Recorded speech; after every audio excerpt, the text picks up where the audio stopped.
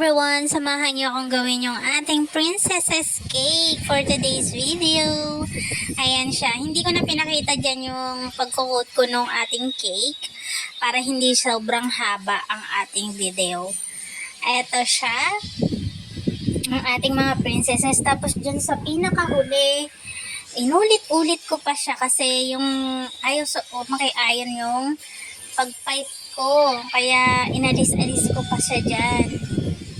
Yung kay Aladdin. Ayan o, inalis ko. Tapos, pipe ulit, alis ulit. Ayan. Ayan na yung mga princesses natin. O, diba? Ang cute. First time kong gagawin yung ginawa yung cake na to. So, thankful ako pag mga ganyang gawa ako ng another design ng cake para sa mga kids. Ayan. So, syempre, may mga princesses, kailangan nila ng castle. Tapos, nilagyan ko lang siya dyan ng butterfly. Yung nag-order ng cake natin is dito lang sa street natin at makiki-birthday din tayo mamaya. So, ayan siya. Happy 3rd birthday, Din. 3 years old na siya. So, ayan na. Tapos, nilagyan ko lang siya dyan ng gold para kuminang yung kanilang mga gown. O, diba?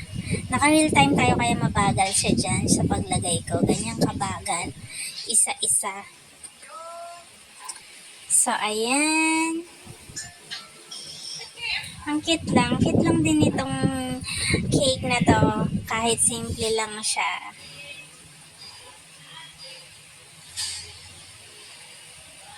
So, ayan na. Bilisan natin ng konti.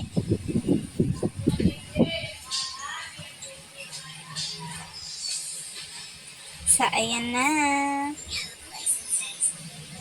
Hindi ko muna ilalagay dyan yung yung castle nila. Kasi, tatama siya dun sa ref. Kasi medyo mataas yung castle na ginawa natin. So, ayan na siya. 3 years old na si Din. Diba? Ang cute. O, yun yung nilagay ko. Ayan. Diba? Nagkaroon siya ng para kuminang. So, ayan na siya.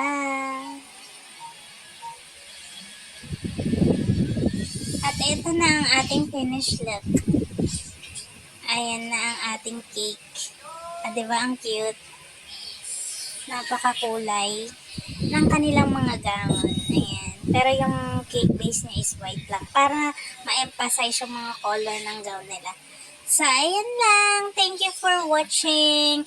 Don't forget to share our video. Bye!